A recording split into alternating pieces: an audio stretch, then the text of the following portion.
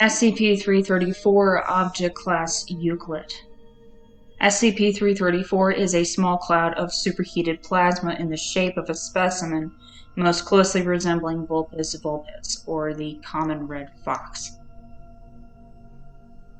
Its body appears similar to waves of steam or fire, revealing gaps between the filaments of gas through which the opposite side is visible. Its filaments fluoresce in the spectrum of red and orange, with eyes in the blue spectrum. The subject has a negligible measurable mass and has no central body to speak of. SCP-334 apparently believes it is actually a red fox and displays several normal Vulpine behaviors such as hunting prey, and in Test 334F-03,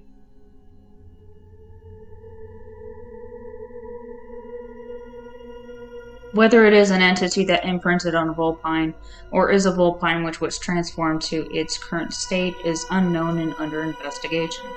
Since it is composed of superheated ionized gas, containment of SCP-334 is effectively impossible without the use of magnetic containment fields, and is difficult even then, as the heat and energetic effects extend an average of 7 centimeters around its entire body, rapidly eliminating physical obstructions.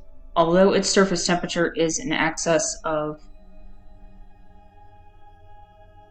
degrees Celsius, this heat disperses rapidly, cooling to degrees Celsius within 10 centimeters, far faster than the laws of thermodynamics would indicate.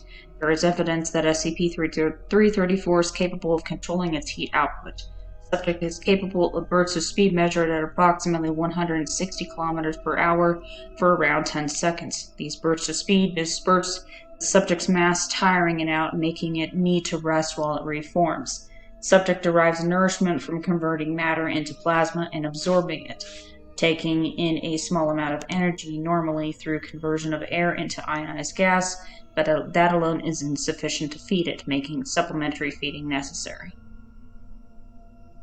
Despite the fact it does not touch the ground when it walks, and is immune to the pull of the Earth's gravity, it seems content to follow the floor's surface for walkable areas, and has yet to be seen actually flying. Whether it chooses not to, or simply does not know it can, is unknown at this time.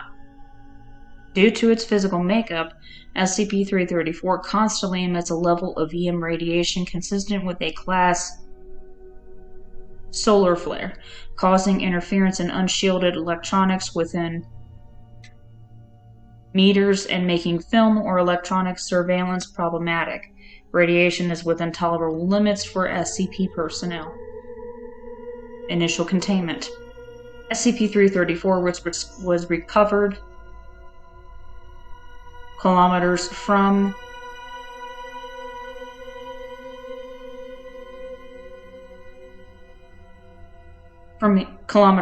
a projected meteor impact site. Whether this was the subject's origin is still under investigation. The Foundation was alerted to the subject's existence when a routine sweep of emergency services reports found a pattern of strange burns, trails, and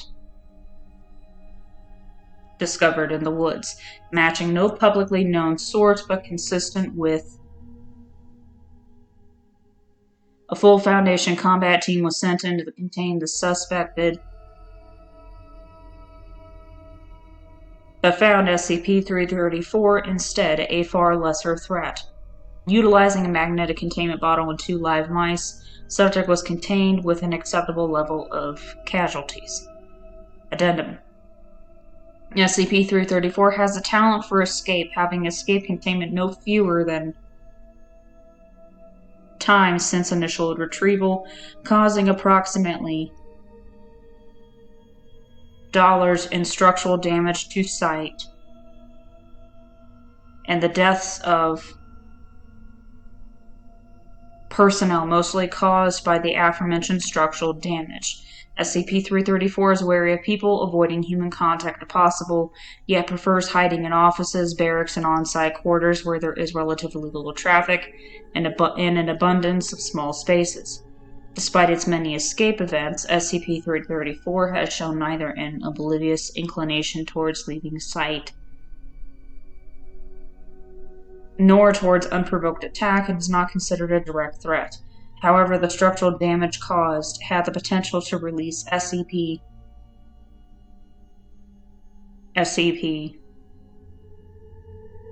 and SCP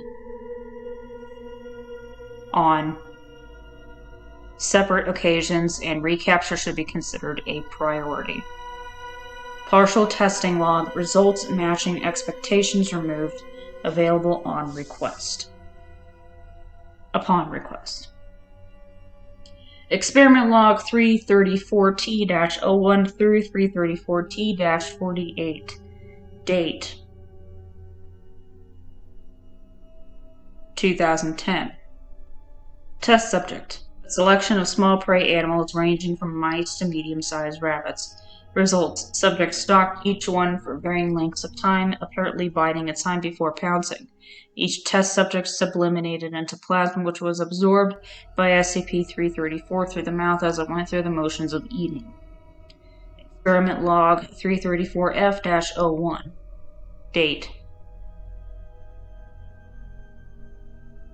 2010. Test subject. A normal red fox, male. Results. Test subject displayed high levels of apprehension with loud barking and growling.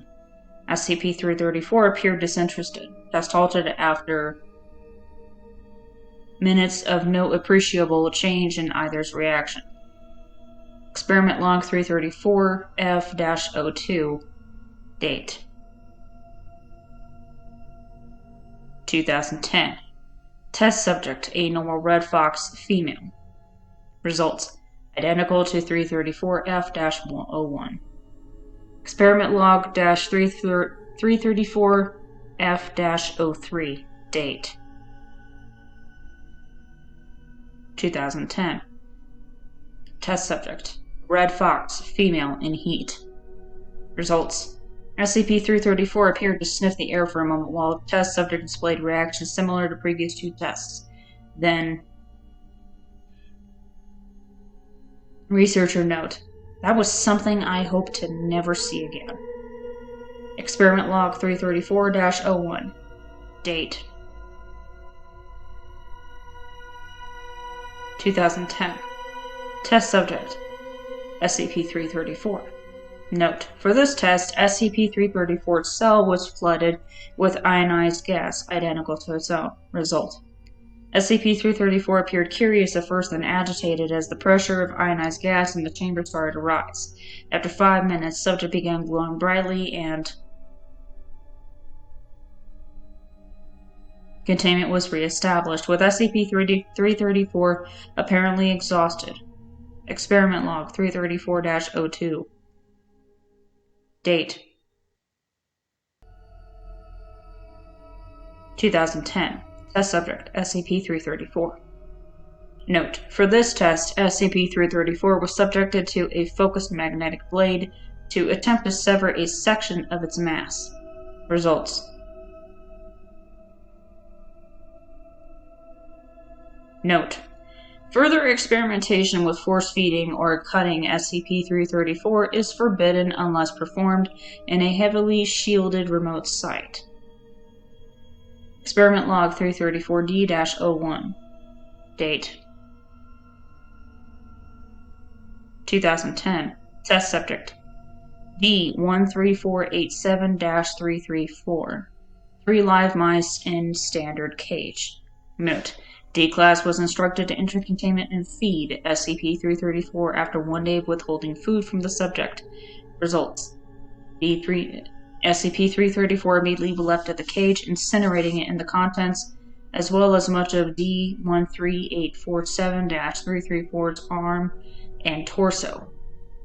D-13847/334 died instantly, while SCP-334 ignored the body, focusing on the converted mice in cage. Researcher note. Well, it certainly thinks it's a fox and doesn't seem to notice or care that it can kill people just by getting too close. Experiment log 334E-01 through 334E- Date: 2010. Test subject: SCP-334. Note: this test was performed to determine SCP-334's environmental needs, if any. Results: containment made airtight and internal atmosphere removed. Subject showed no change from normal behavior patterns. Containment was then heated to an excess of 500 degrees Celsius.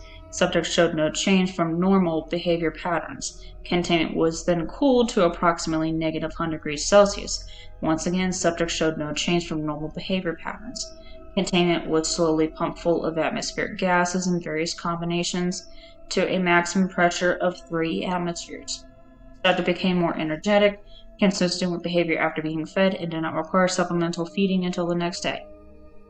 Researcher note: it can survive in a vacuum or on the surface of Venus and doesn't need any supplemental food in high pressure. This and other data suggests. Special containment procedures.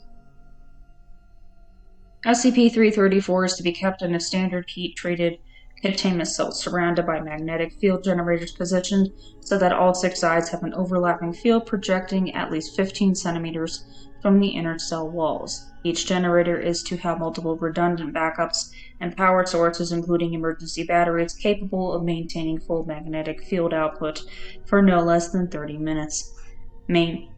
Maintenance of the anti-heat coating is to be carried on a weekly schedule, with subject to be transferred to a secondary cell to allow for more extensive repairs if needed.